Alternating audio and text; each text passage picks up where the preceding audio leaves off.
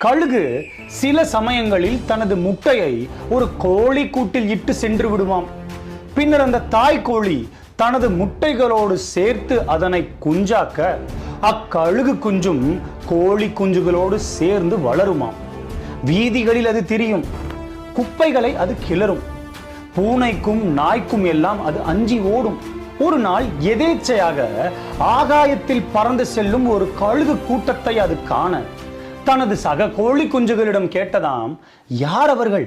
அவர்கள் மட்டும் எப்படி உயர பறக்கின்றனர், வேட்டையாடி உண்ணுகின்றனர், எங்கிருந்து அவர்களுக்கு வந்தது இப்பேற்பட்ட சக்தி என்று. அதற்கு அந்த கோழி குஞ்சுகள் நகைத்தவாறு, அது நம்மால் எப்படி முடியும் நண்பா, அவர்கள் வேறு நாம் வேறு. அவர்கள் இருக்க வேண்டிய இடம் ஆகாயம், நாம் இருக்க வேண்டிய இடமோ குப்பை மேடு. வீண் எண்ணத்தை விடுத்து குப்பையை கிளறு நண்பா, ஏதாவது